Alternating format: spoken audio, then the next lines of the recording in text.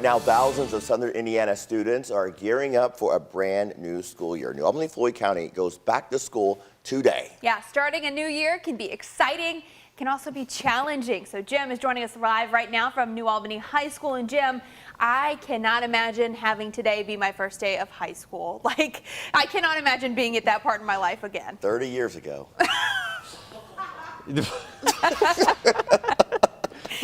Maybe for you all, it's only been like, I don't want to think about how long it's been for me. But many of these students, yeah, it's going to be a first day for them, first day of high school, first day of sophomore year, junior year, senior year, whatever it's going to be.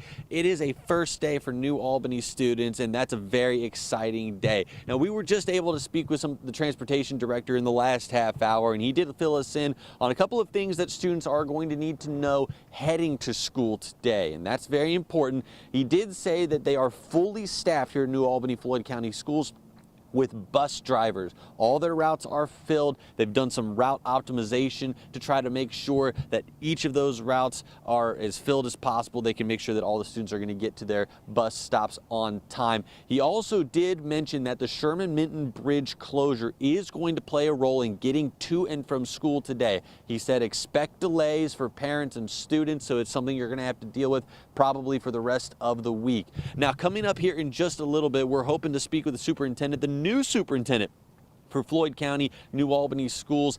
He should be joining us here in a little bit. We will keep you posted on that as well. But of course, we're waiting for the students to start arriving. It's a dark school building now. It's going to be filled up with smiling faces, bringing that light and bringing that energy here in just a little bit. Eric and Haley. All right, Jim, thank you so much. Now, in just over a week, those Jefferson County students are going to be boarding the bus for their first day of school. It's a year of change for the district, highlighted by Superintendent Dr. Marty Polio yesterday. The Choice Zone Plan is the first major change to student assignment since 1975. Students in West Louisville are going to be able to attend school closer to home if that's what they choose to do. We want to make sure we get the students that need the resources the most, that support. And once again, our goal has always been to have all of our families have school choice. For the first time ever, families in West Louisville will have that. There are also big changes to school start times, which has led to some busing changes. We've heard from frustrated parents who say the times will also impact their bus stops and their routes. Dr. Polio said they're necessary to solve the driver shortage. He asked families to be patient as they adjust. What we will be looking for are some individual changes that may need to be made around bus stops, certain buses. We may have to add buses to a school. There's also new schools in the district. Perry Elementary next to the YMCA on West Broadway, the Echo Trail Middle School that's near the Parklands.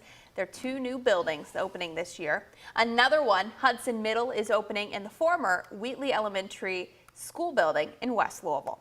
While JCPS starts next Wednesday, tomorrow we got Grayson County Schools and South Harrison Community Schools heading back to the classroom.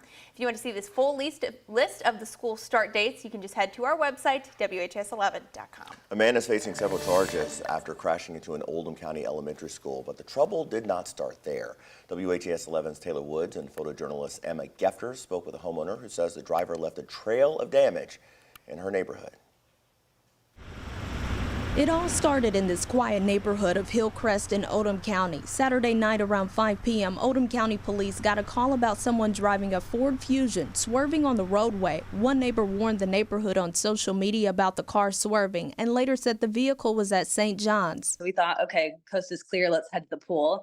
And we headed to the pool, and then here comes the Ford Fusion down our street. Rebecca Bowen and her husband say they saw Sean Hovkamp of Taylorsville driving the Ford Fusion, and their neighbor's son was running from Hovkamp. Hovkamp followed the kid and ended up running into their neighbor's garage door. The guy went through the open double garage door, somehow turned around and then busted out the single garage door. Hovkamp fled the home after damaging the garage door, but it wasn't over yet. Police received multiple calls of Hovkamp now stopped on Farmview Court. Neighbors say he put a lot of people in danger. Police show up and try to get him out of the car. He reaches back down to the grass where the guys had told him to throw down his keys, grabbed his keys, get in the car, and then he flies through the grass onto Ridgemore Drive and heads out to 42. And this all happened under an hour. Police were able to find Sean Hovkamp here at Goshen Elementary, where he crashed his car at this door. It could have been a lot worse. Obviously, we're very thankful this didn't happen during school. Webb is thankful no one was hurt and is praising Oldham County Police for their hard work. In Oldham County, Taylor Woods, WHAS 11 on your side. Is facing multiple charges, including reckless driving and wanton endangerment. He's scheduled to appear in court on Wednesday, August 9th. Today, Mayor Craig Greenberg is going to join the chief of police and the head of the Louisville Metro Emergency Services to speak on public safety after hazardous materials were found inside a Highview home.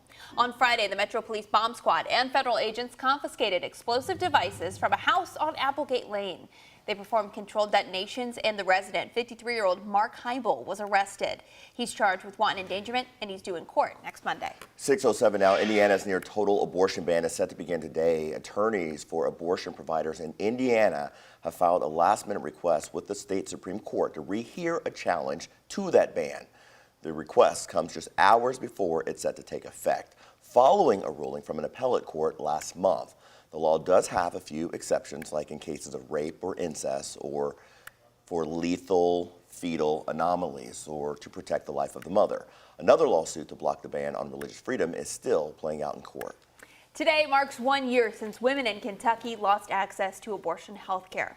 To mark the day, advocates will join Planned Parenthood and the ACLU of Kentucky for a rally aimed at highlighting the significant impact on Kentuckians. According to the Indiana Department of Health, 90% of Indiana's out-of-state patients admitted they came from Kentucky for care. The A Year Without Access rally is set for 6 tonight at Metro Hall. 1 more week. That is how much longer the detour around the closed Sherman-Minton Bridge is expected to last. The engineering team said it plans to reopen the bridge to traffic before the morning rush next Monday. That is August the 7th. A spokesperson for the Sherman-Minton Renewal Project said the team has finalized plans for the emergency repair to the approach bridge on the Kentucky side. The building materials needed to get started are expected to arrive by tomorrow.